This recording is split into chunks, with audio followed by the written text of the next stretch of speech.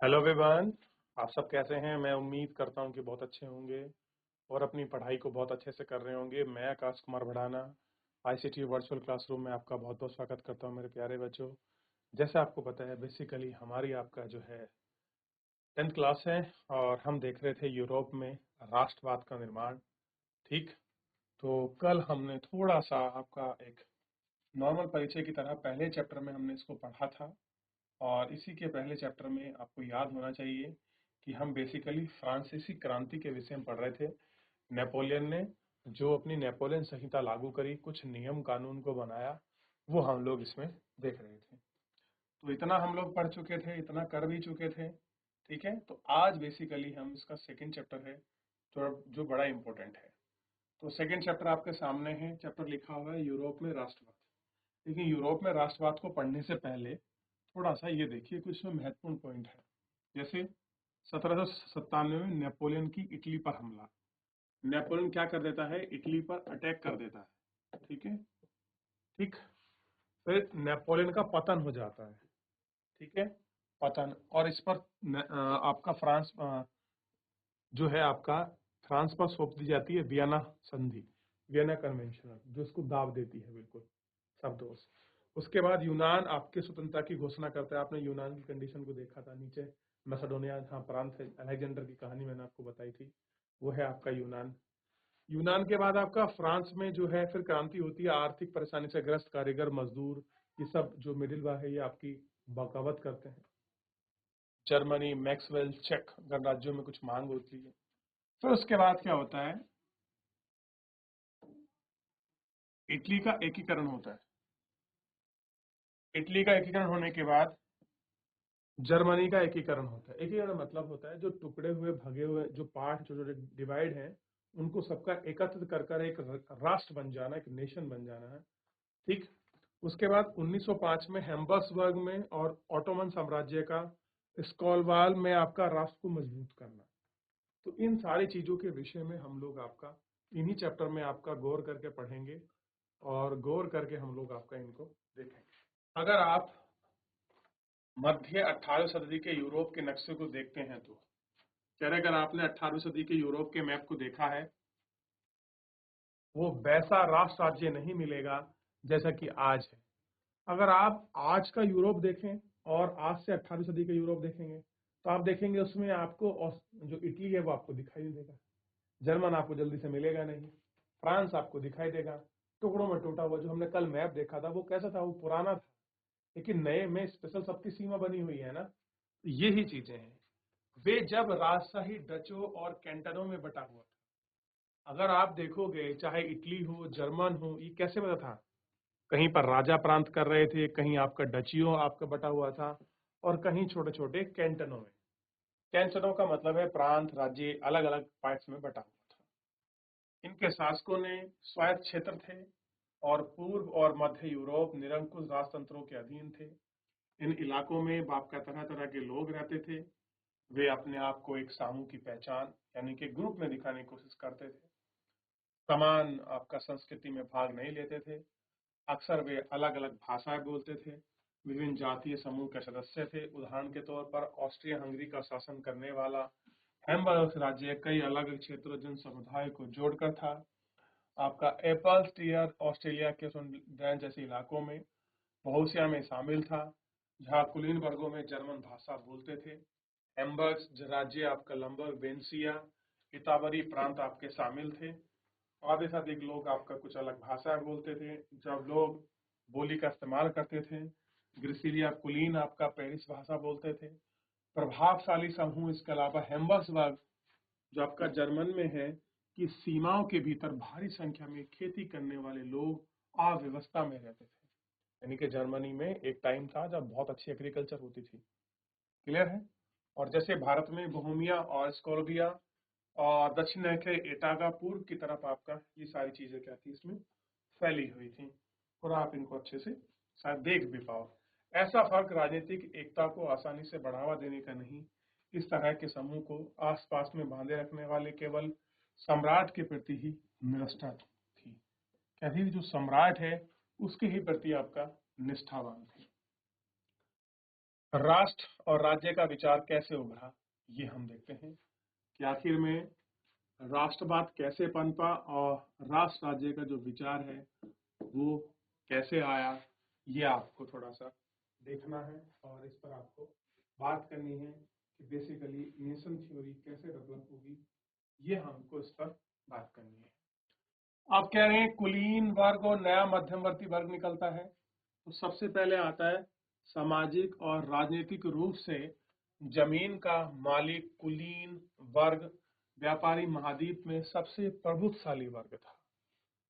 चाहे सोशल हो, पॉलिटिकल हो, जिनके पास जमीन थी वो लोग क्या थे, उस जमाने में सबसे ज्यादा स्ट्रॉन्ग वर्ग की पोजीशन में आते थे। ठीक, इस वर्ग के सदस्य में एक साझा जीवन शैली में बंधे हुए थे। कैसी थी? एक साझा जीवन शैली जो क्षेत्रीय विभाजनों को आर पार में व्यस्त थी। वे ग्रामीण इलाकों को जायदाद, शहरी बोलियों, हवेलियों के मालिक थे। गांव के क्षेत्रों में क्या थी उनकी? जायदाद। जायदाद का मतलब बहुत बड़ी जमीनें होती है। शहरों में उनके अच्छे मकान, बड़ी बड़ी कोठियां होती थी, मालिक थे। ठीक, राजनीतिक कार्य के लिए उन्हें उच्च वर्ग और फ्रेंच भाषा का प्रयोग करते थे, बोलते। अगर आप उनकी देखोगे जो आपकी लैंग्वेज थी वो कौन सी थी, तो आपको पता होना चाहिए उनकी लैंग्वेज बेसिकली आपका फ्रेंच थी। कौन सी थी उनकी लैंग्वेज? फ्रेंच लैंग्वेज का वो लोग आपका प्रयोग करते थे। ठीक,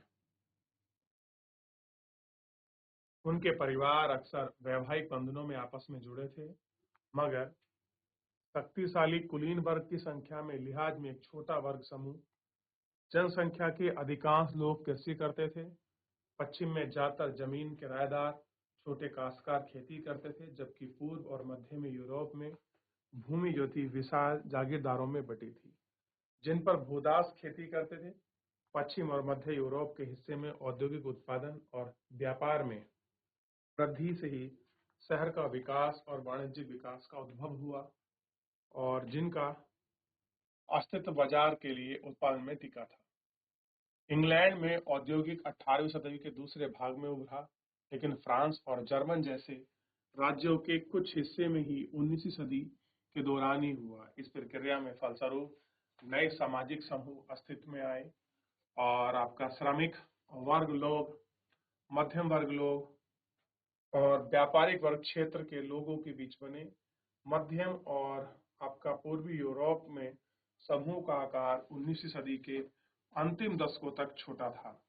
कुलीन विशेष अधिकारियों की समाप्ति के बाद शिक्षित और आपका उदारवादी के मध्यम वर्गों के बीच में ही राष्ट्र की एकता के विचार में आपका लोकप्रिय रहा। यही चीजें आपकी सबसे ज्यादा जो है आपका लोकप्रियता को आपके घटाती हैं, जो आपको बेसिकली इसमें दिखाई देंगी और आप इनको देख भी पाओगे और आप इन पर विचार कर पाओगे। ठीक है,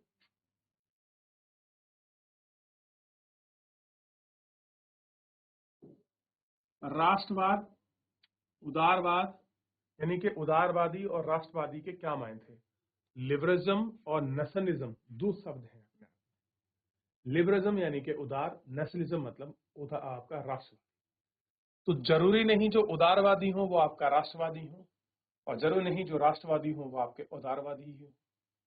दो शब्द हैं और इन दोनों को पढ़ेंगे भारतीय इतिहास में या विश्व परिप्रेक्ष्य में। जब भी आप इन शब्दों का जिक्र होगा तो उनके जो व्यापक मीनिंग है वो आज अगर आपने इस क्लास में समझ लिए, यकीन मानिए आगे कभी भी आपको जीवन में प्रॉब्लम नहीं करेंगे। ठीक है, तो एक बार अच्छे से गौर करके पूरा इसमें देख लीजिए। अगर कोई डाउट बनता है, क्वेरी बनती है, आप मुझसे पूछ लेंगे। तो एक बार यूरोप में राष्ट्रवाद की क्या मीनिंग है, कैसे राजशाही चीजें बढ़ रही थी, किनका बेसिकली आपका वर्चस्व था, इन पर थोड़ा सा किसी का कोई डाउट, कोई क्वेरी, कोई क्वेश्चन हो, पूछिए बेटा, आगे बढ़े। उदारवादी और राष्ट्रवादी के क्या मायने हैं? कह रहे 19वीं सदी की शुरुआत में दशकों में राष्ट्रीय एकता से संबंधित विचार उदारवाद के करीब से जुड़े थे। उदारवाद यानी कि लिबरलिज्म, जिसका ताली शब्द मूल रूप आपका लिबरल पर आधारित है, जिसका अर्थ है आजाद। यानी कि उदारवादी का बेसिकली जो मीनिंग है वो क्या है? आजाद। नए मध्यम वर्गों के लिए उदारवाद का मतलब था कि प्रत्येक व्यक्ति के लिए आजादी और कानून के समक्ष सबकी बराबरी। राजनीतिक रूप से उदारवादी एक ऐसी सरकार को जोड़ देता है जो सहमति बनाती हो कि फ्रांसीसी क्रांति के लिए उदारवाद निरंकुशवाद शासक में पादरी विशेष की संपत्ति आपकी समाप्ति। यानी कि क्या बात कर रहे हैं, फ्रांसीसी क्रांति के बाद उदारवाद निरंकुश शासक और पादरी जो विशेष वर्ग था उन पर वो ही आपकी समाप्ति की बात कर रहे हैं। यानी कि अब किसी पर कोई विशेष अधिकार की बात यहाँ थोड़ी सी आपकी समाप्त हो रही है। संविधान और संसदीय प्रतिनिधि सरकार के पक्षधर था। यानी जो कॉन्स्टिट्यूशन है और जो संसद आपके चुने हुए प्रतिनिधि हैं वो क्या थे, इस सरकार के आपके पक्षधर, यानी कि उसको एक्सेप्ट करते थे। 19वीं सदी के उदारवाद निजी संपत्ति के स्वामित्व में अनियमितता पर बल देते थे, लेकिन यह जरूरी नहीं है कि कानून के समक्ष बराबरी का विचार मताधिकार के पक्ष में था। आप याद रखेंगे कि क्रांतिकारी फ्रांसीसी उदारवाद प्रजा का पहला राजनीतिक प्रयोग था और वह मत देने और चुने जाने के अधिकार केवल आपका संपत्तिवान पुरुष को ही था। जिनके पास संपत्ति है वही वोट कर सकते हैं। संपत्तिवान पुरुष और सभी महिलाओं को राजनीतिक अधिकारों से वंचित रखा गया था। सबको ही राइट्स नहीं मिले थे वो चुनने के। जो लोग किसी क्षेत्र के रिच हैं, बहुत मालदार हैं या फिर जमींदार टाइप में हैं, उन लोगों को ही ये सारे राइट्स आपका गिविंग थे। केवल थोड़े समय के लिए ही जैकोबिन शासक के समय ही सभी वयस्क पुरुषों को मताधिकार, मगर नेपोलियन संहिता पुनः आपका सीमित अधिकार में वापस आई और उन्होंने महिलाओं को अवयस्कता का आपका दर्जा देते हुए उन्हें पिता और पत्नी के अधीन कर दिया। यानी कि अब जो महिला है, अगर उनकी शादी नहीं हुई है तो वो अपने पिता के अधीन है, और शादी हो गई है तो वो अपने पति के अधीन है। संपूर्ण 19वीं शताब्दी और 20वीं शताब्दी के आरंभिक वर्षों में महिला और संपत्ति विहीन पुरुषों को समान राजनीतिक अधिकार की मांग करते हुए आपका विरोध में आपके चले गए। आर्थिक क्षेत्र में उदारवाद बच्चों की मुक्त चीजें और पूंजी आवागमन पर राज्य द्वारा लाए गए नियंत्रण को खत्म करने के पक्षधर थे। 19वीं शताब्दी के दौरान उभरते हुए मध्यम वर्गों को यह जोर देने की मांग है कि 19वीं सदी में पहले भाग पे जर्मनी भाषा इलाकों का उदाहरण लेते हैं। क्या करते हैं, 19वीं सदी के जर्मन भाग का आपका उदाहरण आपका लेते हैं। नेपोलियन के प्रशासनिक कदमों में अनियमित छोटे प्रदेशों से 29 राज्यों का एक महासंघ बना। नेपोलियन ने छोटे छोटे आपका 29 स्टेट को काउंट किया और उसने एक महासंघ बनाया। इनमें से प्रत्येक की अपनी मुद्रा, नाप तोल प्रणाली। 1833 में हैम्बर्सबर्ग में आपका चीजों को जोड़कर माल को एक्सेप्ट किया, बेचने वाले इन सब चीजों को इकट्ठा कर लिया और बार बार लगभग आपका 5% सीमा शुल्क देना पड़ता था, और शुल्क अक्सर वस्तुओं के वजन के आकार के अनुसार ही लगाए जाते थे, क्योंकि हर क्षेत्र की अपनी माप तोल की व्यवस्था थी। हिसाब के समय आप देखेंगे लगता था। मसलन कपड़े के नाप तोल के लिए एक व्यवस्था थी जिसे कहते थे इले। इले क्या थी, जो बाग के कपड़े हैं उसकी माप तोल, जिसकी लंबाई हर जगह बदलती या घटती बढ़ती रहती थी। अगर एक कपड़ा फैब्रिक फाल में खरीदा जाता था तो वो 5.4 सेंटीमीटर मिलता था। मेज में वो 55.1 सेंटीमीटर का, न्यू हैम्बर्सबर्ग में आपका 65.6 सेंटीमीटर का, और आपका फ्राइडबर्ग में आपका 53.5 सेंटीमीटर का। यानी कि कहीं पर बढ़ रहा है, कहीं पर घट रहा है। यानी कि हर जगह जो थी अपनी एक माप तोल की अलग प्रणाली और पैटर्न यहाँ दिखाई दिया, जितने भी ये सारे आपके थे। ठीक है। नए वाणिज्यिक वर्ग में ऐसी स्थिति आर्थिक विनिमय और विकास में बाधक हुए ऐसे एकीकृत आर्थिक क्षेत्रों के निर्माण में पक्ष देती है। वस्तु लोक पूंजी आवागमन बाधा रहित 1834 की वर्षा में पहली बार शुल्क संघ में स्थापित किए, जहां अधिकांश जर्मन क्षेत्र हो, और इस संघ में अशुल्कों की समाप्ति कर सके। मुद्राओं की संख्या 2 कर दी गई, उसमें 30,000 से ऊपर था। इसके अलावा रेलवे के जाल गतिशीलता को बढ़ाया गया और आर्थिक हितों की राष्ट्र में एकीकरण में सहायता की। ठीक उस समय आपका व्यापक राष्ट्रीय भावनाओं का, आर्थिक राष्ट्रवाद की आपका सलाह दी। ठीक, ये सारी चीजें इसके अंतर्गत आपका घटी और देखी गई। ठीक है, तो ये सारी चीजें हम इसमें आपका देख चुके हैं और इनकी बात भी करी। चलिए एक बार देख लीजिए, पूरा एक टॉपिक आपका हमने देखा है। अब इसके आगे बढ़ेंगे, जहाँ तक किसी को डाउट, कोई क्वेरी हो तो मुझे पूछ लीजिए बेटा। 1815 के बाद एक नया रूढ़िवादी वर्ग, 1815 में नेपोलियन की हार के बाद, अब नेपोलियन हार जाता है बेसिकली, और हार के बाद क्या हुआ, कुछ रूढ़िवादी सरकार की भावना प्रेरित हुई। रूढ़िवादी मानते थे कि राज्य और समाज को स्थापित परंपराएं, आपके जैसे राजतंत्र, चर्च, सामाजिक ऊंच नीच, संपत्ति, परिवार को बनाए रखना चाहिए। रूढ़िवादी लोग कौन होते हैं, जो अपना पुरानी व्यवस्था को या पुराने विचारों को पक्षधर होते हैं। जैसे उन्होंने माना कि कोई हमें नया बदलाव नहीं करनी चाहिए। अगर हमारे यहाँ राजतंत्र है तो राजतंत्र रहने दो, उसको लोकतंत्र मत बनो। चर्चा में जो पादरी है आप उसका विशेष वर्ग रखो। समाज में ऊंचा नीचा रहेगा ही, और संपत्ति और परिवार को बनाए रखना चाहिए।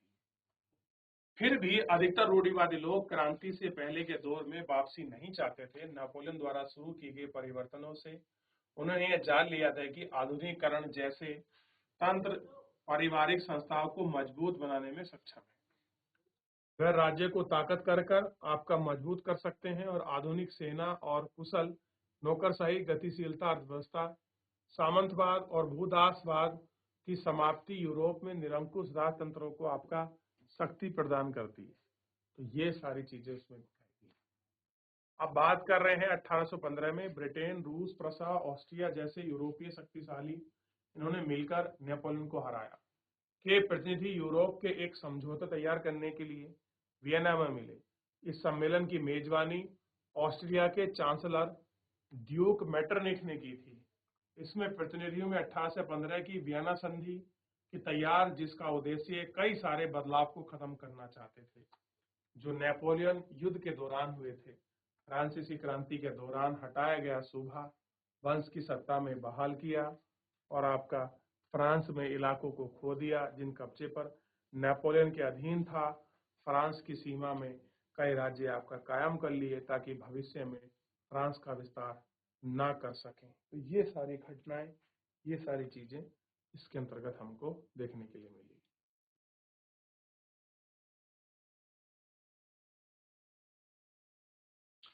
नीदरलैंड का राज्य स्थापित किया, जैसे बेल्जियम शामिल था। दक्षिण में पीडमांट जेनाओं को जुड़ा दिया। प्रसा के पश्चिम में सीमाओं को महत्व के नए इलाके दिए गए, जबकि ऑस्ट्रिया को उत्तरी इलाकों में नियंत्रण सौंप दिया गया। नेपोलियन ने 39 राज्यों का जो राज्य महासंघ स्थापित किया था उसे बरकरार रखा गया। पूर्व में रूस में आपका पोलैंड का एक हिस्सा दिया।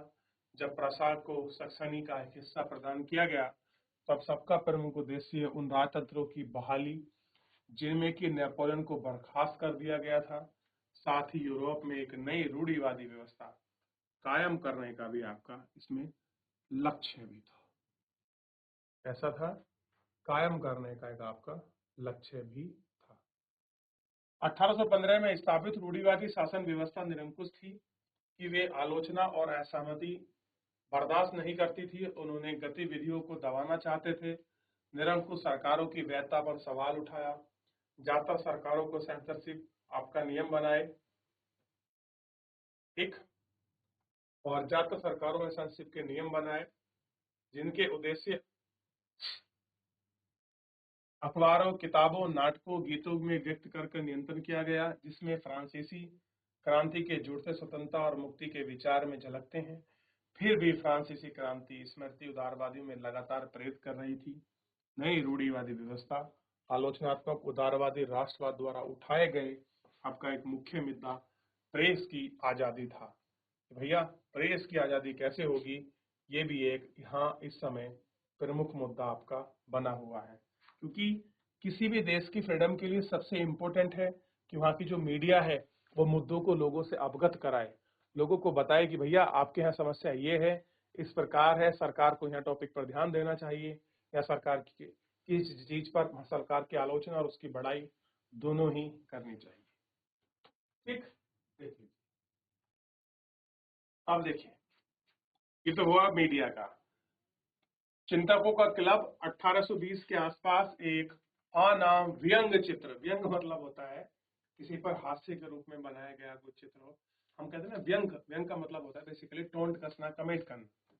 ठीक है, आप यहाँ पढ़ेंगे क्रांति के बारे में कि बेसिकली क्रांति क्या है। तो देखिए किस प्रकार से इन सबके मुंह बंद किए हुए हैं, आप इनको देख सकते हैं और आपस में बैठे हैं। तो जो व्यक्ति मुंह बंद करके बैठा हो क्या डिस्कस करेगा, तो ये प्रेस की स्वतंत्रता को संबंधित चीजों के बारे में बताया गया। ठीक है, चलिए देख लिया, तो यहाँ तक कोई क्वेरी? तो ये देखिए कैसे बैठे हुए हैं, ये व्यंग। थोड़ा सा पीछे एक बार देख लेते हैं, किसी को कुछ पूछना है, कोई क्वेरी है, कोई डाउट है किसी बच्चे का, पूरे चैप्टर से संबंधित। देखिए एक शब्द आया था रूढ़िवाद। तो ऐसा राजनीतिक दर्शन जो परंपरा, स्थापित संस्थान, रीति रिवाज को जोड़ देता है, तेजी से बदलावों की बजाय क्रमिक धीरे धीरे विकास को प्राथमिकता देता है। यानी कि वो जल्दी से नई चीजों को एक्सेप्ट नहीं करता, बल्कि वो बहुत धीरे धीरे, स्लोली स्लोली उन सारी चीजों को एक्सेप्ट करता है। क्लियर है? तो ये सारी चीजें इसके अंतर्गत हमने देखी, बात करी, और आज हम देख रहे थे यूरोप में राष्ट्रवाद। तो यूरोप में राष्ट्रवाद को लेकर हम जितनी भी सारी चीजें देखी हैं, फिर मैं एक बार पुनः पूछता हूँ, किसी बच्चे का कोई डाउट, कोई क्वेरी हो तो मेरे प्यारे बच्चों मुझसे पूछ लीजिए। किसी को कुछ पूछना है, कुछ चीज समझ नहीं आई है, एक बार देख लें। तो नहीं तो मेरे प्यारे बच्चों, आज के लिए इतना ही, मिलते हैं नेक्स्ट लेक्चर में। तब तक अपना ध्यान रखिए, स्वस्थ रहिए और अपनी पढ़ाई को बहुत अच्छे से करते रहिए। मुझसे जुड़ने के लिए आपका बहुत बहुत धन्यवाद।